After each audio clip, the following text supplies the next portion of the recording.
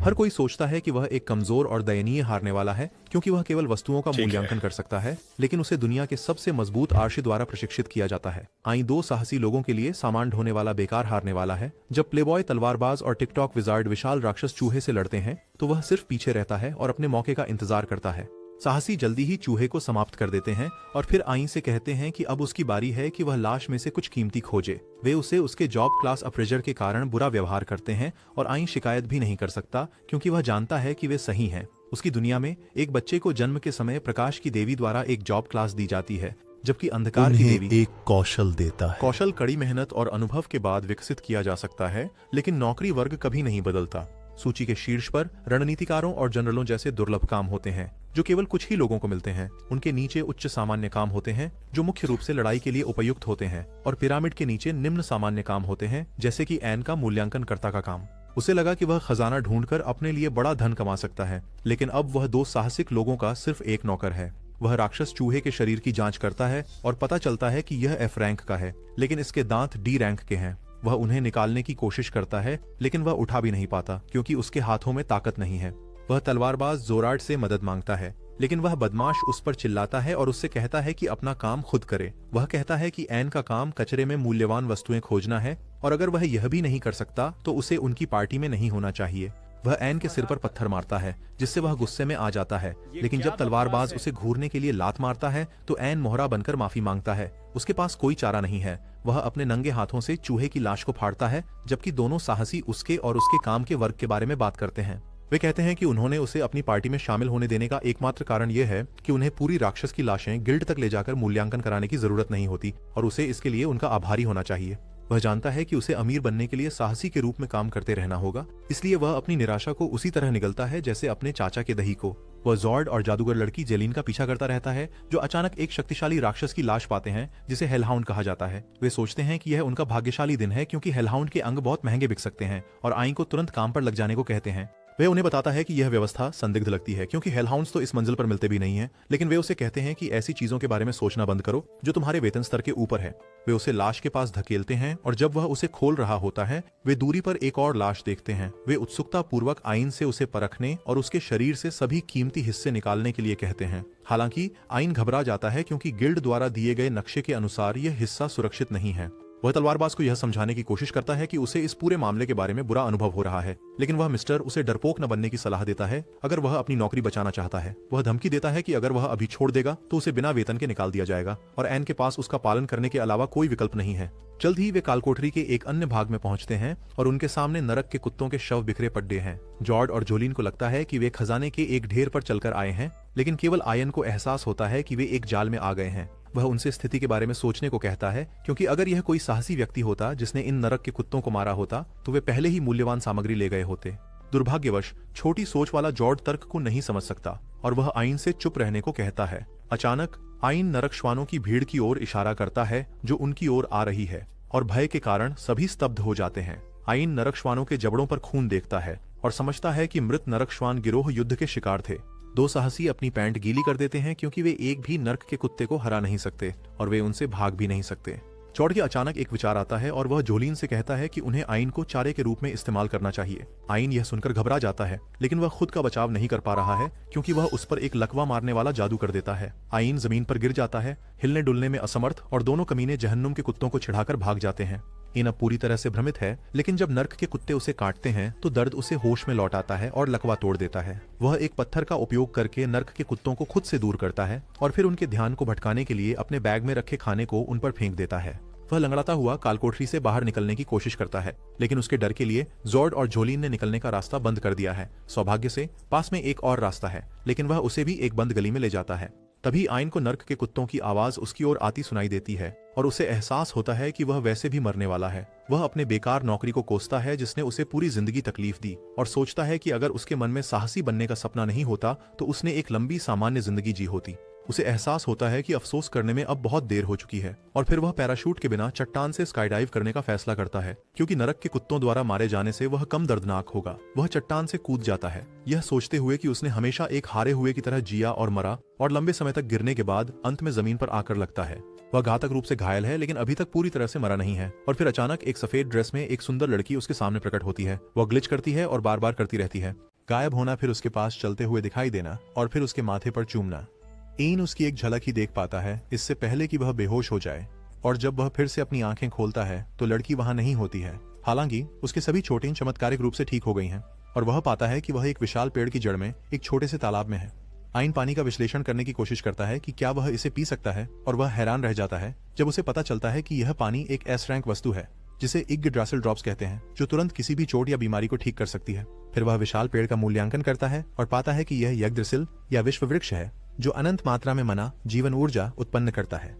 N यह जानकर स्तब्ध हो जाता है क्योंकि उन्हें ज्ञात एकमात्र विश्व वृक्ष बहुत समय पहले सूख कर लुप्त हो गया था। विश्व वृक्ष सभी लोगों के लिए मना का एकमात्र स्रोत था, लेकिन इसके गायब होने के बाद भी लोग मना का उपयोग कर सकते थे। इससे विद्वानों को यह विश्वास हुआ कि और भी विश्व वृक्ष हैं, और उन्होंने उन्हें खोजने की बहुत कोशिश की लेकिन कभी सफलता नहीं मिली। एन अब भी विश्वास नहीं कर पा रहा है कि यह विश्व वृक्ष कालकोठरी के इतने गहरे हिस्से में छिपा था। वह महसूस करता है कि इस वृक्ष ने उसकी जान बचाई है और वह इसे धन्यवाद देते हुए धीरे से सहलाता है। वह एक धीमी कराह सुनता है लेकिन आसपास कोई नहीं है, तो वह सोचता है कि यह बस उसका मन ही है जो उसे भ्रमित कर रहा है। फिर वह जोखिम उठाने और सतह तक पहुंचने का रास्ता खोजने के लिए डंजियन का अन्वेषण करने का निर्णय लेता है। वह पेड़ की ओर मुड़ता है और जाने से पहले एक बार और धन्यवाद करता है, और पहले की लड़की उसे जवाब देने की कोशिश करती है लेकिन उसके मुंह से शब्द नहीं निकलते। इन सिर को कालकोठरी की ओर बढ़ता है, सोचते हुए कि यह जगह पार करना वास्तव में कठिन होना चाहिए क्योंकि यहाँ तक गिल्ड भी इतनी गहराई तक नहीं पहुंच पाया है। वह फिर भी आगे बढ़ता रहता है क्योंकि उसके पास कोई और विकल्प नहीं है। वह कुछ समय तक किसी राक्षस से नहीं मिलता और अपनी चौकसी कम कर देता है, और फिर अचानक एक तेज हमला उसकी कान काट देता है और उसे वैन गॉग बना देता है। आइन घबरा जाता है, लेकिन कुछ करने से पहले ही एक और तेज हमला उसकी उंगलियां काट देता है। उसके सामने एक एस रैंक का राक्षस आता है जिसकी हमले की शक्ति अधिक नहीं है, लेकिन उसकी गति असाधारण है। राक्षस आइन को भागने का मौका भी नहीं देता और उस पर तेजी से वार करता है। आइन फिर से पेड़ की ओर रेंगने की कोशिश करता है और राक्षस लगभग उसे छेदने ही वाला होता है, लेकिन फिर वह रुक जाता है। आइन पीछे मुड़कर देखता है कि क्या हो रहा है और देखता है कि सभी राक्षसों का बड़ा बाप यहाँ आ गया है ताकि राक्षस को टुकड़े टुकड़े कर सके। भयंकर काला भालू आंख के राक्षस को मार देता है और फिर आइन के चेहरे पर पंजा मारता है जिससे वह कुछ हद तक अंधा हो जाता है। आइन दर्द से चीखता है और फिर भालू उसे पकड़ लेता है, उसकी हड्डियां तोड़ने के लिए उसे दबाता है। आइन को यकीन है कि यही उसका अंत है, लेकिन फिर अचानक कोई भालू पर हमला करता है और उसे एक ही वार में मार देता है। एन सिर्फ उस व्यक्ति की छोटी सी छवि देख सकता है जिसने उसकी मदद की, और उसे यह कहते हुए सुनता है कि वह उसकी मदद करने आया क्योंकि कोई खास व्यक्ति ने उससे ऐसा करने को कहा था। इसी के साथ आइन की चेतना खो जाती है और जब वह जागता है तो वह फिर से विश्व वृक्ष के आधार पर होता है। पूरी तरह से ठीक हो गया है और उसकी घायल आंख बदल चुकी होती है। अचानक वह अपने सामने सफेद पोशाक में लड़की को देखता है जो चाय का कप हाथ में लिए हुए मुस्कुरा रही है, और एन उसकी अलौकिक सुंदरता से तुरंत मोहित हो जाता है। आइन लड़की को देखते रह नहीं सकता, लेकिन फिर उसके बगल में एक लोली दिखाई देती है और उसे अपनी बेटी के बारे में कोई मजाकिया विचार न रखने के लिए कहती है। आइन को समझ नहीं आता कि क्या हो रहा है, और यह लोली जो मेरे करियर ग्राफ से भी फ्लैटर है, लड़की को अपनी बेटी क्यों कह रही है। लॉली उससे कहती है कि अपनी बेटी के प्रति असभ्य होना बंद करे और चाय पिए जो उसने विशेष रूप से उसके लिए बनाई है। वह लगभग एन के गले में चाय डाल देती है और उसे लगता है कि यह वास्तव में स्वादिष्ट है। फिर उसे पता चलता है कि लोली का नाम उर्सुला है जो वर्ल्ड ट्री की संरक्षक है, और सुंदर लड़की यूरी उसकी असली बेटी नहीं है। उर्सुला कहती है कि वह तो इंसान जैसे लोली जीवन रूप को बचाना भी नहीं चाहती थी, लेकिन चूंकि यूरी ने उससे विनती की, वह कालकोठरी में आई और एन को भालू से बचाया। आइन अब भी इस बात पर अटका हुआ है कि उर्सुला विश्व वृक्ष की संरक्षक है, और वह समझाती है कि दुनिया में 9 विश्व वृक्ष हैं और उनके पास एक संरक्षक होता है जो उनकी देखभाल करता है और उन्हें खतरों से बचाता है। फिर वह एन पर यह बम गिराती है कि यूरी इंसान नहीं है बल्कि स्वयं विश्व वृक्ष की आत्मा है, और चूंकि उर्सुला ने शुरू से उसकी देखभाल की है, यूरी उसे अपनी मां मानती है। एन टिप्पणी करता है कि यूरी वास्तव में बहुत सुंदर है और उर्सुला इस बात से खुश नहीं है कि वह उसकी बेटी पर फिदा हो रहा है। वह धमकी देती है कि वह उसकी वह आंख निकाल देगी जिस पर उसने बहुत मेहनत की थी, और यह एन को याद दिलाता है कि उसे भालू ने घायल किया और अंधा कर दिया था। उर्सुला उसे बताती है कि विश्व वृक्ष की बूंदों ने उसे ठीक कर दिया, लेकिन वे उसकी आंख को ठीक नहीं कर सकी। हालांकि यूरी चाहती थी कि वह फिर से देख सके और भी मजबूत बने, इसलिए उर्सुला ने उसके लिए विश्व वृक्ष के भागों का उपयोग करके एक विशेष आंख बनाई। आइन यह सुनकर चकित हो जाता है और यूरी से पूछता है कि वह उसके बारे में इतनी चिंता क्यों करती है। वह उसे बताती है कि यह इसलिए है क्योंकि उसने उसका धन्यवाद किया था। उर्सुला यह बात और स्पष्ट करती है, आइन से पहले भी अन्य साहसी लोग यहाँ गिरे हैं और यूरी ने सभी को बचाया, लेकिन किसी ने भी उसका धन्यवाद नहीं किया। इसके बजाय उनमें से कुछ ने यह जानने के बाद कि वह विश्व वृक्ष है, उसकी शाखाएं तोड़ दी। यही कारण है कि वह एन द्वारा दी गई न्यूनतम दयालुता को भी बहुत बड़ी बात मानती है। एन ने उसका जीवन 2 बार बचाने के लिए धन्यवाद किया और यूरी शर्माने लगती है। उर्सुला उनके क्षण में बाधा डालती है और एन से कहती है कि अब जब वह स्वस्थ है वह उनके घर से बाहर निकल जाए। लेकिन यूरी कहता है कि अगर वह ऐसे जाता है तो वह गंभीर खतरे में होगा। वह उर्सुला से उसकी मदद करने के लिए कहती है और यहाँ तक कि रोने लगती है। उर्सुला उसके इस तरह से मना नहीं कर सकती, इसलिए वह निर्णय लेती है कि वह एन को तब तक प्रशिक्षित करेंगी जब तक वह खुद दानव कक्ष से बाहर जाने लायक मजबूत नहीं हो जाता। उर्सुला तुरंत उसे डंगोएन में ले जाती है और एन सोचने लगता है कि वह प्रशिक्षण में जीवित नहीं रहेगा।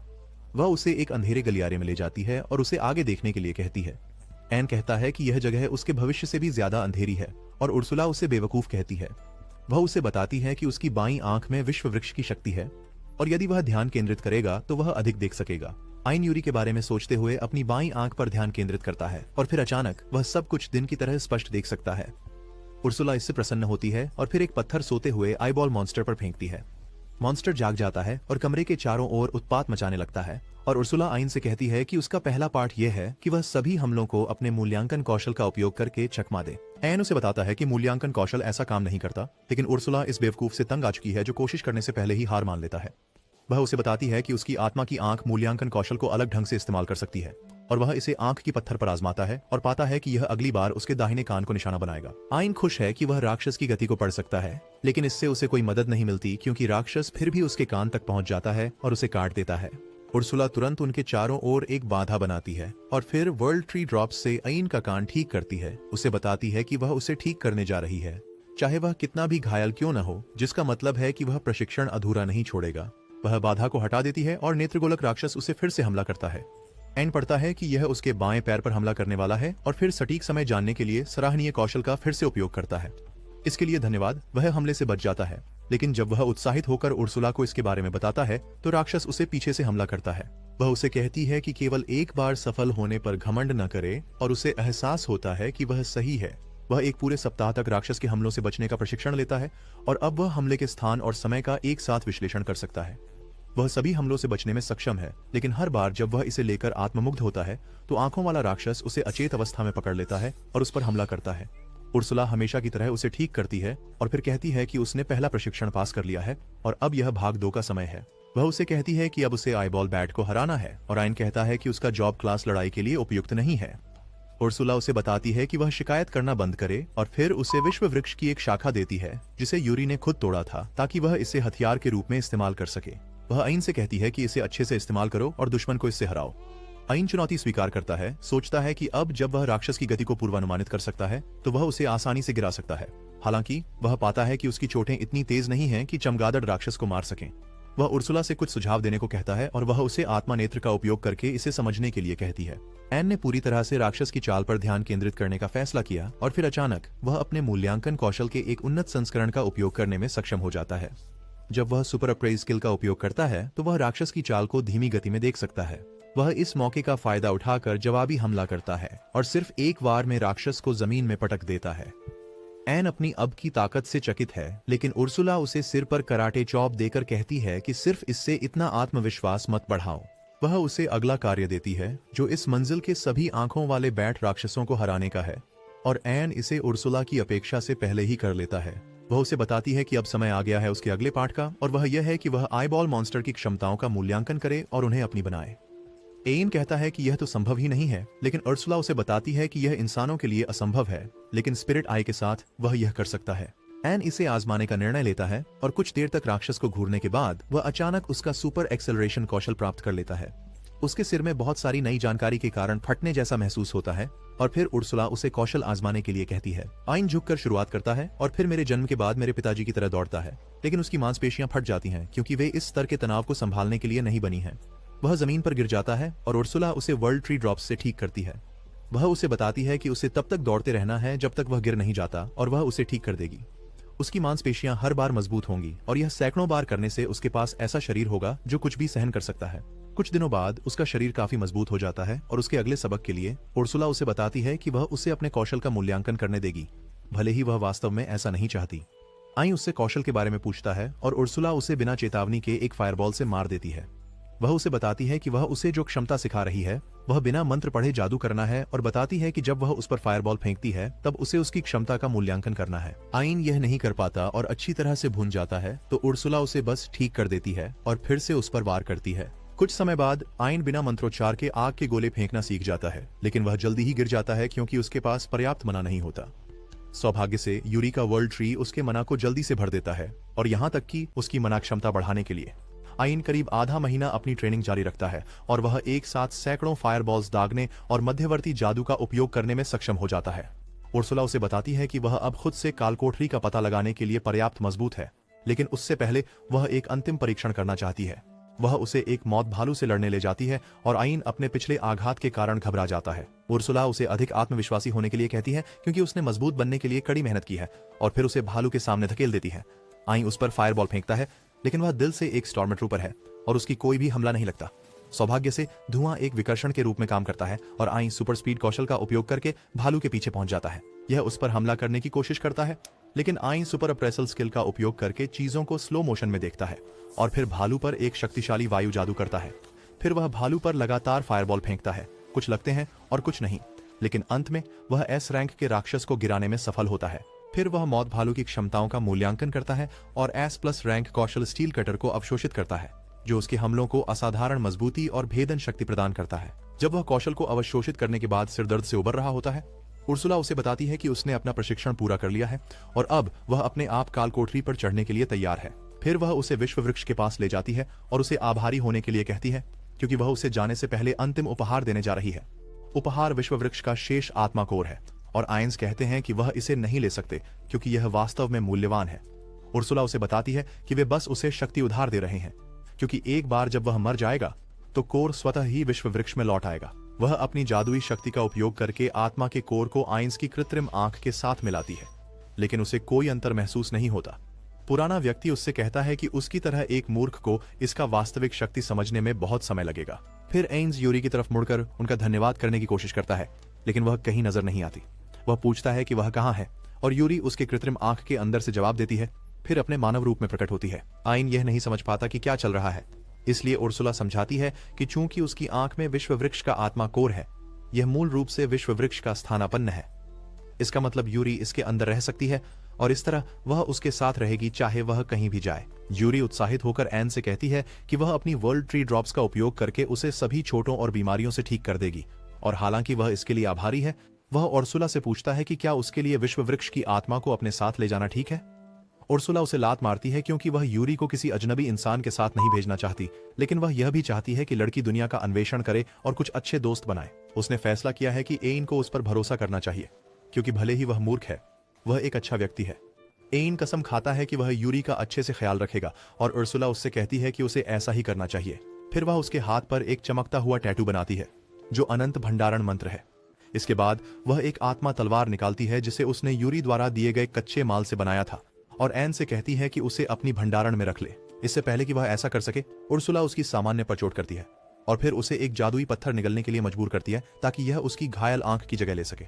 एन उससे पूछता है कि उसने अभी किया क्या, और वह समझाती है कि उसकी दाहिनी आंख अब एक अदृश्य पत्थर से बदल गई है जो उनके दिमागों को जोड़ देगा। उसका उपयोग करके वे कभी भी एक दूसरे से बात कर सकते हैं और उर्सुला वह सब कुछ देख सकती है जो आइन देख रहा है।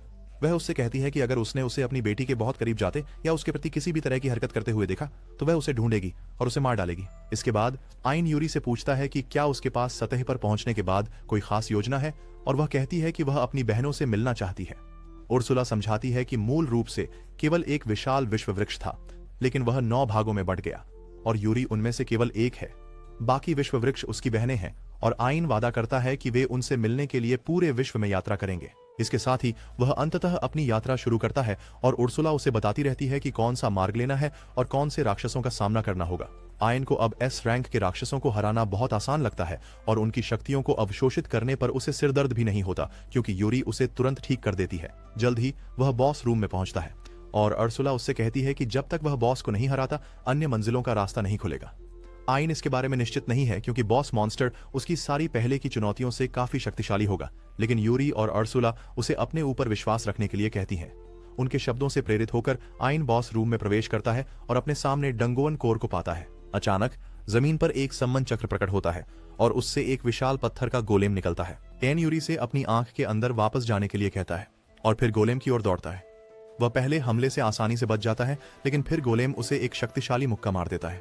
मैं अपनी नई हासिल की हुई कौशल का उपयोग करता हूं ताकि उसके हाथ स्टील की तरह कठोर हो जाएं, लेकिन मुक्के के प्रभाव से उसके पैर की मांसपेशियां फट जाती हैं। यूरी उसे उसी वक्त ठीक कर देती है और फिर वह उस विशाल सांप को मारकर प्राप्त किया हुआ घुलनशील जहर कौशल का उपयोग करता है ताकि गोलेम के हाथ को पिघला सके। इससे गोलेम बहुत गुस्से में आ जाता है और वह शुरू कर देता है टू लापरवाही से आंख पर हमला करता है, जो किसी तरह से इसके आक्रमण से बच निकलता है और कुछ चट्टानों के पीछे छुप जाता है।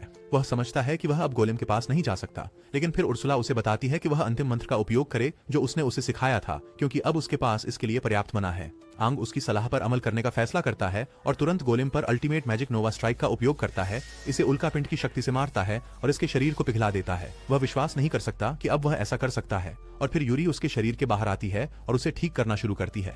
आंग उसके हाथ पकड़ता है और उसे धन्यवाद देता है और यूरी शर्माती है। ये उर्सुला को अच्छा नहीं लगता, जो उसे गोलेम के अवशेषों का मूल्यांकन करने पर ध्यान देने के लिए कहती है। एन गोलेम के शरीर का मूल्यांकन करता है और कुछ उच्च स्तरीय रक्षात्मक और आक्रामक क्षमताएं प्राप्त करता है।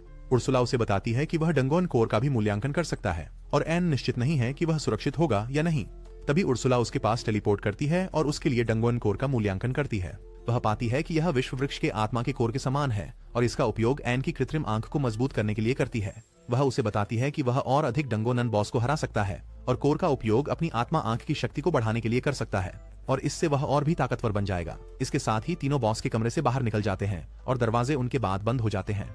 उर्सुला कहती हैं कि अब जब से डंगोनन कोर गायब हो गया है, डंगोनन प्रभावी रूप से बंद हो गया है। इसका मतलब है कि विश्व वृक्ष का रास्ता बंद हो गया है और वह छेद भी जिससे एन गिरा था वह भी बंद हो चुका होगा।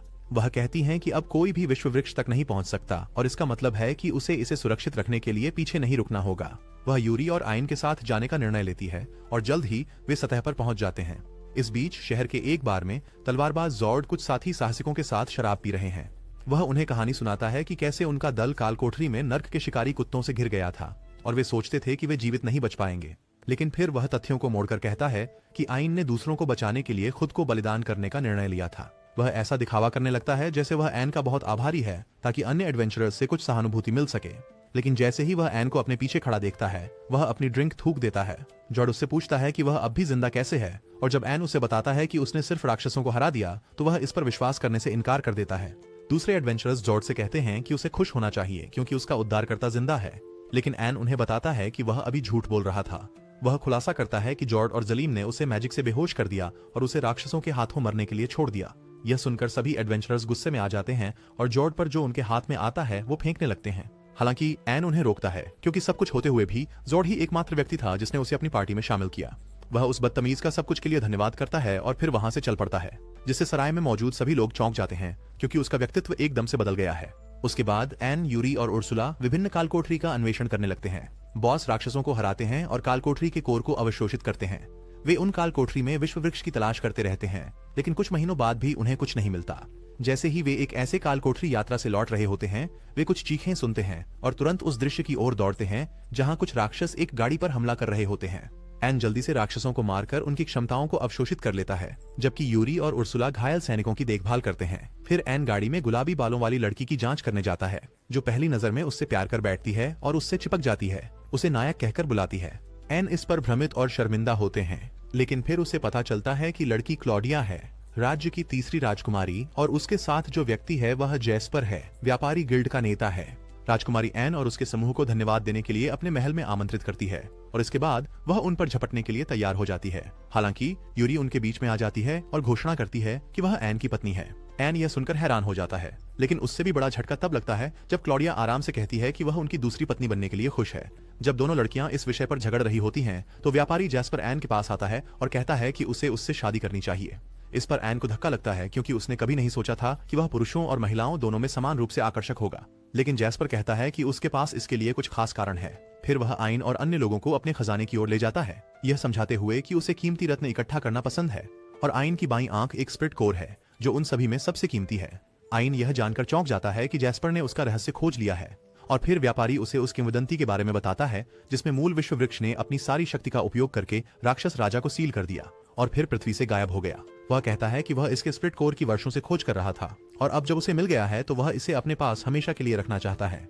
एन उसे मना करना चाहता है क्योंकि वह सीधा है जैसे कि एक स्केलर, लेकिन उर्सुला उसे बताती है कि जैस्पर के पास पैसा और विश्व वृक्ष के बारे में जानकारी है, इसलिए वह उसकी मदद का उपयोग अन्य विश्व वृक्षों को खोजने में कर सकता है। एन अनिच्छा से उसके करीब जाने के लिए तैयार हो जाता है, लेकिन कहता है कि शुरुआत में वे केवल दोस्त होंगे। जैस्पर को इससे कोई समस्या नहीं है और वह एन से कहता है कि एक दिन वह निश्चित रूप से उसके हरम का गर्वित सदस्य बनेगा।